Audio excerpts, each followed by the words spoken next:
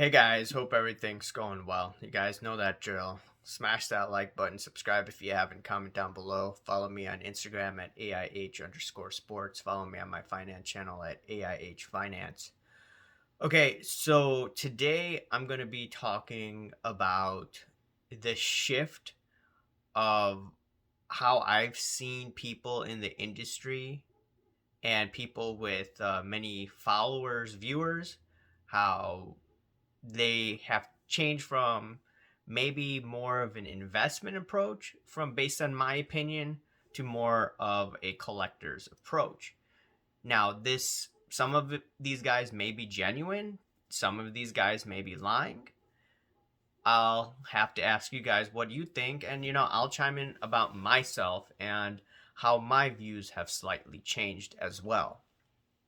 Okay, so number one, I was watching the card ladder video they put out the other day, and Chris said that, hey, in his opinion, he believes people are getting sidetracked rather than talking about their cards.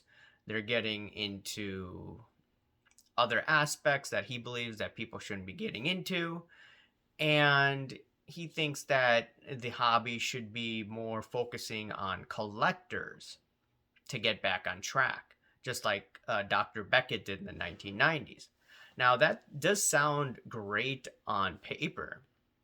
I am building a set right now, and next time around, when I have some funds around, I'm going to be buying this one set on eBay. Okay.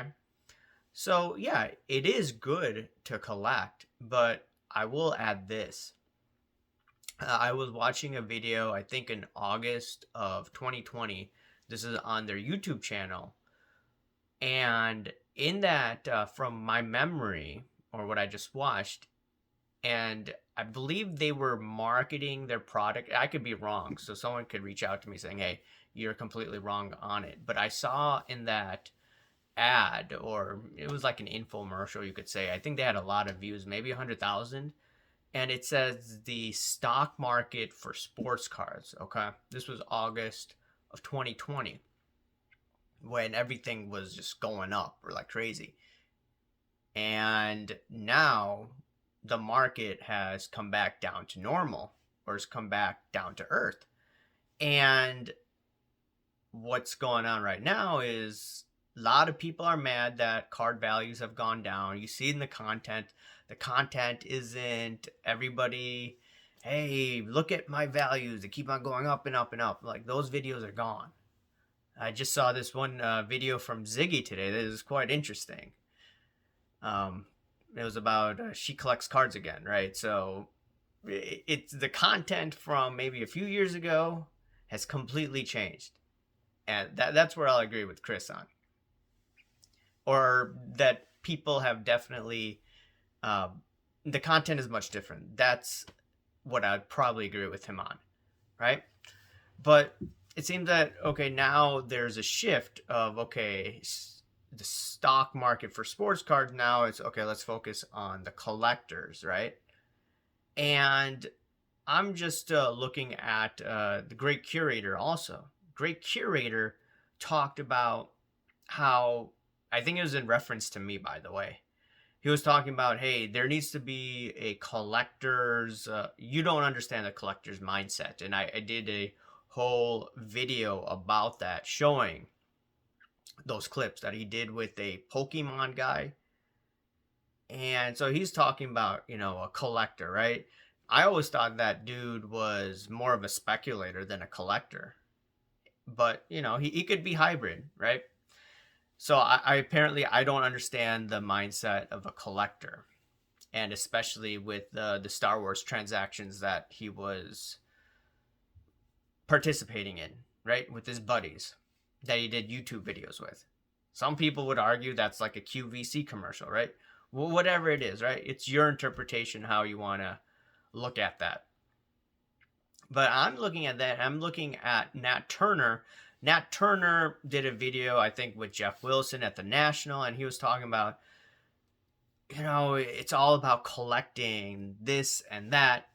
And the Mahomes cards was way overpriced. And yeah, we're all part of it.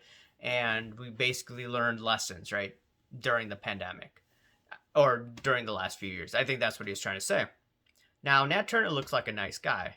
That statement sounds really believable. But you have to remember Collector's Universe is owned by multiple people, and I think one of them is Steve Cohen. Steve Cohen isn't a nice guy, in my opinion, compared to the way that Nat Turner presents himself.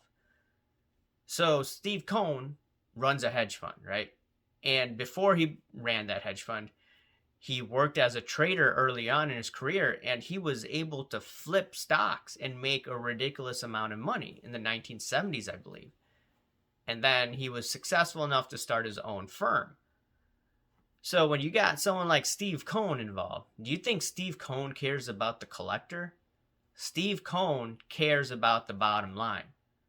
Steve Cohen was ripping Francisco Lindor last year, the Mets, because he paid him a lot of money and he wasn't performing. Okay? He's a pretty tough guy, from my understanding. So you have Cohen behind the scenes, and then you have a nice guy, Nat Turner, saying, collector, collector, collector, right? So I'm thinking to myself, I don't know if Nat Turner is being honest, right? He could be, right? I could be interpreting it wrong. Nat Turner, by the way, made his money, from my understanding, via private equity. What's the job of private equity? Make the most money possible, right? And satisfy your investors. Okay? That's the main goal. So is that a marketing scheme? Or is it more he's being honest? I don't know, right? But all I can see right now is people with a lot of influence in the hobby are talking about collections, collectors, etc. This, in my opinion, is a shift from a few years ago, where it was all about the easy money, the quick flip, etc. Now, for me, where my views have changed slightly is I did talk a lot about the stock market beforehand. That was one of my hobbies. Few things that I've learned during my journey with this YouTube channel is the issue of liquidity. And the reality is, this is not a liquid marketplace. I know some people I've gone back and forth with, but it's not liquid compared to the stock market, which I used to compare a lot to. And you just look at volume. The volume of the transactions is not that much compared to the volume of transaction maybe in an Apple stock with millions of shares traded. I used to quote this one PSA article where, hey, Tom Brady is like the Apple stock of the hobby. Well, when liquidity dries up, like it did, what's going to happen? Okay, I believe some of Tom Brady's cards got cut in half. I don't think Apple stock got cut in half. It did definitely get a haircut during the last downturn. But so that's why I don't think, that's why my views, if you look at it from earlier on, it's a little different. So in regards to some of the people that I mentioned today, maybe their views have changed, right? It could be completely legitimate. But what I have observed from my opinion is that the hobby wants to focus more on collectors. And there's nothing wrong with that, right?